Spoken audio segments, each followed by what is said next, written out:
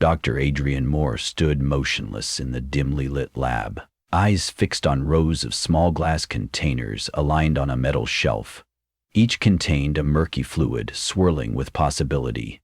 The overhead fluorescent lights flickered, illuminating a face etched with tension. He had always believed science could bring salvation, that unlocking humanity's genetic code would rid people of their darkest horrors. But as he prepared an unseen syringe, he couldn't shake the twinge in his gut that whispered warnings. This was to be his final experiment, the grand finale of years spent eroding ethical boundaries bit by bit. And though he'd never admit it to anyone else, the fear that counting on mere science to fix people's minds would backfire had been creeping into his dreams for months. Adrian's laboratory stood on the outskirts of a small town called Riverwood Hidden. He had chosen the place for its isolation. It was easy to convince the local council that a medical research facility might bring gradual economic growth. The townspeople, hungry for new opportunities, embraced him without question.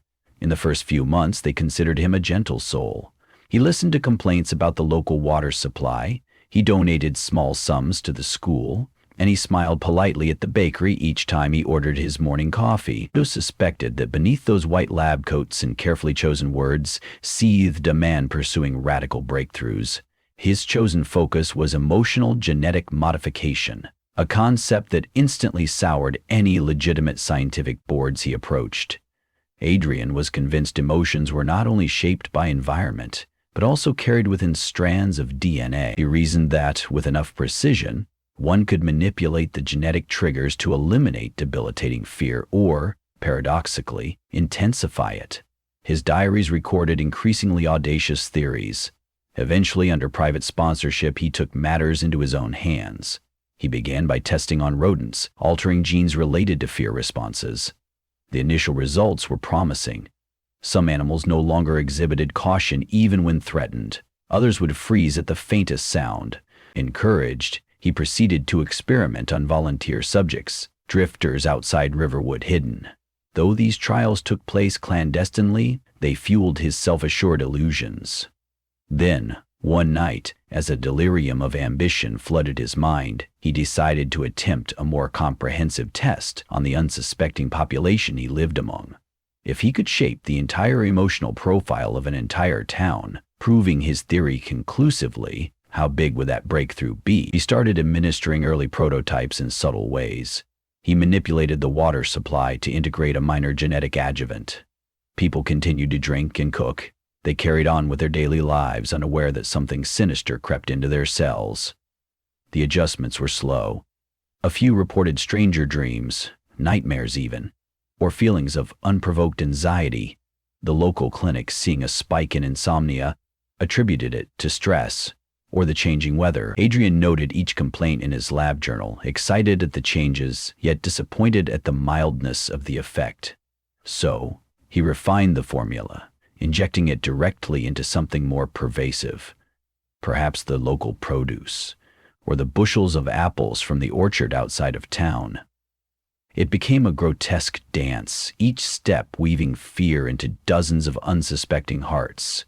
Then, about a week later, unexplainable panic attacks grew in number. Teachers broke down in tears in the middle of lessons. Police officers, responding to routine calls, panicked at the slightest suggestion of violence. The rational veneer that once governed everyday life in Riverwood Hidden began peeling away. Occasionally, Adrian spotted a maddened look behind the eyes of the butcher, whose trembling hands left cuts of meat ragged. Church services turned into uneasy gatherings. Parishioners huddled together, scanning the aisles as if something lurked behind the pews. Meanwhile, inside Adrian's basement lab, he toiled harder, convinced that the latent power of his formula wasn't fully realized. He refined until there came a fateful night when it all clicked into place. The new mixture he developed glistened in the small glass vials in a soft, almost beautiful glow. Its texture reminded him of shimmering oil. Impatient, he spiked the last reserves of produce at the corner store with a new iteration of the fear-inducing formula. It was bold, reckless, but Adrian's vision overcame his moral caution. If he could strip away every protective illusion humans clung to, maybe he could rewrite them at will. Soon, the entire genetic code of Riverwood Hidden's population would bend before him. The changes escalated within days. Ordinary tasks became triggers for dread. Children, once content in playgrounds, began crying uncontrollably at the slightest fluctuation of light. Shopkeepers reported malicious shadows in alleyways, though none but them could see. At the local diner, customers became convinced their meals were tainted, leaving half-eaten plates and glancing around with wild, desperate eyes. The fear sharpened, electric in the air, an invisible horror that sank into people's bones. Constant goosebumps and shaky hands appeared on nearly every adult.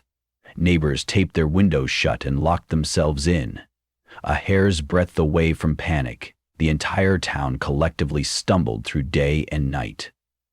Amid this creeping paranoia, a family at the edge of town found themselves singled out by rumor. The Judsons, quiet, church-going folks, suddenly faced wild accusations of harboring evil. No matter that they'd lived in Riverwood Hidden for generations, or that old Mrs. Judson was known for her kind heart, whispers spread that she performed black rituals in her attic, that her cooking carried curses. The new climate of suspicion demanded scapegoats, and the more tension rose, the more unstoppable the hysteria became. Ironically, Adrian found himself grappling with a new kind of guilt. Observing the chaos from a distance, separated by steel lab doors, he felt sure the process was almost complete. He prepared an antidote, but he dared not use it. He told himself more time was needed for the data to be accurate, that the best results would appear as the town slid into deeper fear. But it was impossible to remain entirely detached. On sleepless nights, he roamed the empty streets, listening to the uneasy hush broken by distant sobs. Once, he found a man curled up in a ragged coat by the post office, rocking back and forth in abject terror. Adrian's heart squeezed with regret, yet he walked away, rationalizing that science demanded sacrifice. All illusions had to be stripped away to reveal truth. Eventually, townsfolk grew desperate for a solution. The local council convened an emergency session in the library. That evening, the building's creaking floors were packed with jittery townspeople who kept glancing over their shoulders. Their voices were hushed, as if they each feared speaking too loudly might attract something monstrous. Rumors abounded, but no one knew exactly who or what to blame. Some guessed it was poison from unsuspecting travelers. Others insisted the Judson family was conjuring dark spirits. The butcher, trembling under flickering fluorescent lights, suggested that maybe the water had gone bad. Yet no concrete evidence emerged. Everyone was afraid to test the water or the produce systematically. Fear created paralysis. Adrian stood near the back of the library, blending into the crowd, feigning concern. He watched the frantic debate unfold. A pang of responsibility tugged at him, but the scientist in him wanted more data. How would these people cope, or fail to cope, under intense, generalized fear? His presence created little waves of unease. The townsfolk saw him as a mysterious benefactor. He had resources, knowledge, and yet, ironically, no one turned to him directly for a cure. They were too consumed by dread to think logically about help. The quiet voice of an older woman in the front row broke through the din. "This fear, it isn't natural," she said, her voice trembling but calm enough to catch attention. Her eyes flicked around, searching for an anchor. "It's as if something's changed inside of us. My grandchildren are terrified of shadows in their own bedrooms. That's not normal. Something is wrong, and if we don't figure it out soon, we're all doomed." Whispers spread once more. Adrian, chest tight, eased out the door, telling himself he'd maintain a professional distance. He would let the experiment reach its apex. Only then would he introduce the antidote. He still believed redemption might be possible, that the lasting benefits of this forced confrontation with fear would be worth it. For the sake of science, he would be the catalyst of transformation. That same night, a violent storm crashed across Riverwood Hidden, rattling windows and toppling trees on the outskirts of town. The howling wind seemed to amplify the communal terror. Power lines faltered, leaving pockets of darkness. In those darknesses, hallucinations grew stronger. Some swore they heard screams or footsteps echoing through the streets. A few saw specters half hidden by rain. The primal sense of threat reached its crescendo. Huddled in his basement lab, Adrian tried to check data from various sensors he had placed around town to measure cortisol levels in the air, or so he described them. But the monitors blinked on and off, their readouts scrambled. Dim emergency lights cast the laboratory in lurid red. Each flicker of the overhead bulb cast dancing shadows that reminded him of the illusions the townspeople were seeing. Fatigue gnawed at him, and his heart hammered each time thunder cracked. He realized with dawning dread that he had also consumed the local produce. No matter how scrupulous he had been, he wasn't immune. Part of the experiment was now surging in his veins too. He clenched his fists, trying to slow his breathing. He repeated the logic. It's only the formula heightening feelings of fear, but logic was no shield against the creeping dread that whispered, "They know. They're coming for you." All the notes and diaries in the world couldn't protect him from the primal terror that took root in his chest with each echoing thunderclap. Desperate to reassert control, he retrieved the final iteration of his improvement, the pure, concentrated antidote he had developed in parallel. The swirling amber liquid inside the syringe was supposed to neutralize the fear gene's activation, but until now, he had been too reluctant to test it widely. He hadn't even tried a single injection on himself. Now, feeling cornered by his own creation, he hesitated no longer. Without further thought, he pricked his arm and pressed the plunger. The pain was minimal, the potential relief immeasurable. At first, nothing. Then, a wave of trembling overcame him. He slumped against the wall, blinking as sweat dribbled down his forehead. The lights flickered one last time before failing altogether, leaving him in darkness. In that moment, he might have lost consciousness. Time slipped. When he opened his eyes, the backup generator had kicked in, bathing the lab in an eerie half-light. Though his body still buzzed with anxiety, some deeper layer of his mind felt oddly calm. He looked around, aware of the faint hum from the generator. He realized, with cautious optimism, that the suffocating fear had lessened. Perhaps the antidote worked. A stirring of relief flickered. Then he heard frantic banging at the main door above. The clonking echoed down the stairs. A woman's voice, trembling, broke the silence. "Dr. Moore, please help."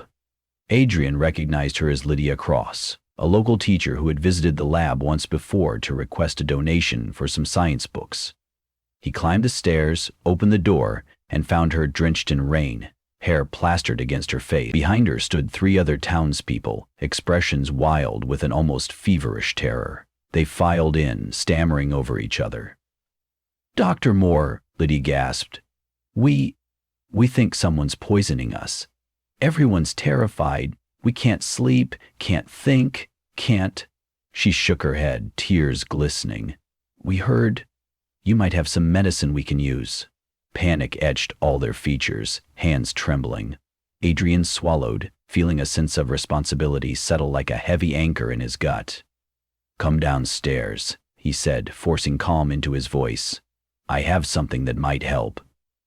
He guided them to the lab, where the half-light revealed the clutter of scientific paraphernalia. They stared accusingly at the twisted contraptions, the rows of vials shimmering under the red glow.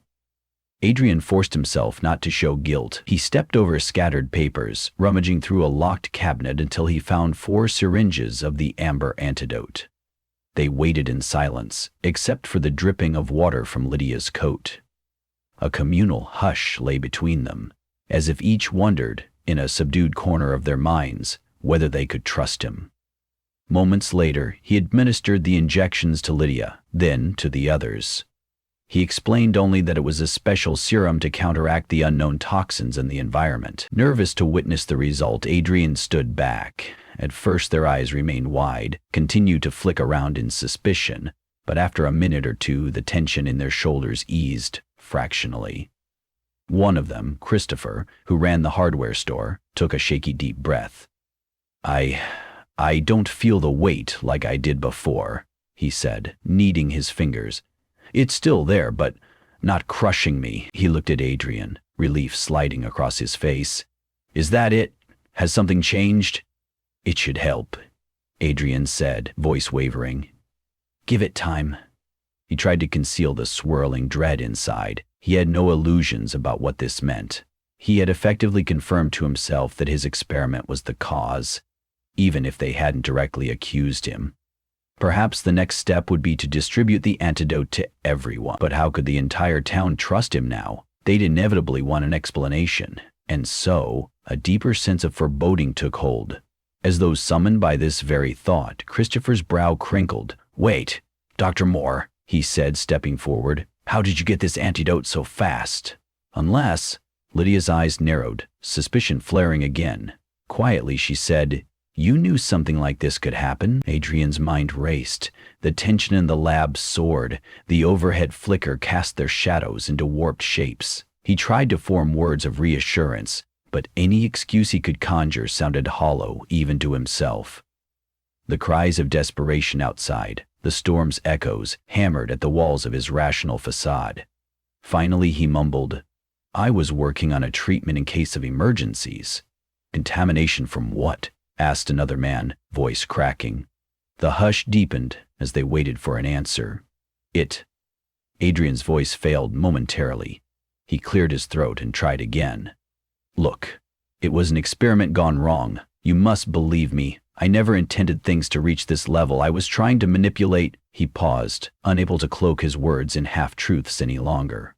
"I was aiming to cure fear, or at least understand it at a genetic level, but something went wrong." Instantly, Christopher's lips parted, aghast. Lydia's face contorted, mixing alarm with betrayal. The hardware store owner cursed. Anger and fear collided in the stale basement air. Adrian held up his hands in a defensive gesture. "I can fix this," he insisted, voice echoing. "I can replicate more of that antidote for the entire town, but only if we work fast. If you let me—" Their faces were uncertain, torn between their swirling fear and need for relief. The dread that had swallowed the town fused with raw fury. Then Lydia, sweat beading on her brow, said quietly, "We don't have a choice. We need to trust him, or we'll all go insane." Adrian hurried to the lab bench, rummaging for the key components. His hands shook as he arranged chemical vials, tapping out precise measures, all while the group watched warily. The overhead flickers made each second feel precarious, as if revelation or confrontation might blow out of control at any moment. Thunder rumbled again and the lights dimmed. He pressed on, his breath shallow, focusing on his knowledge. The formula came together slowly, the swirling amber replicated. Each step, he explained what he was doing, partly to reassure them, partly to calm himself. Finally, the final container filled with the antidote.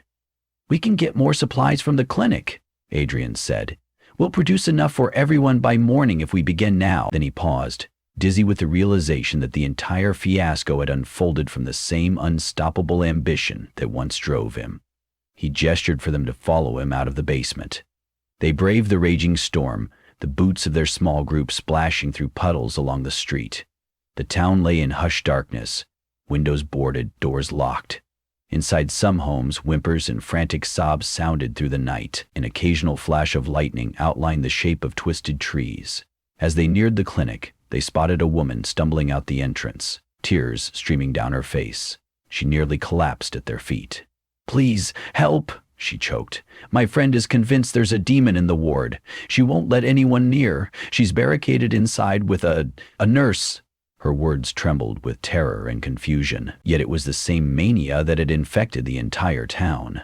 Adrian handed Christopher the container of amber antidote.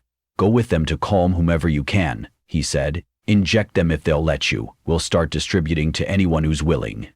Christopher hesitated, leveling a drain with a tight, conflicted stare.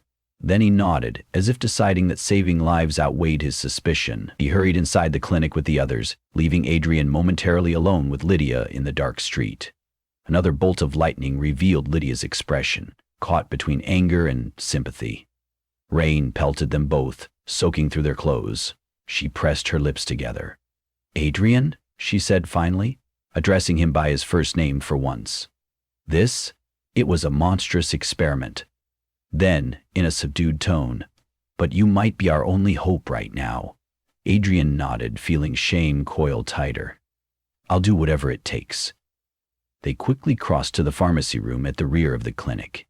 Inside they found supplies, syringes rubbing alcohol, empty bottles. With hurried, desperate collaboration, they began to produce the antidote in multiple small batches, boiling equipment in an old pot when the main sterilizer fizzled out due to power surges. Adrian's training took over, guiding his hands flawlessly, even as his mind fought guilt.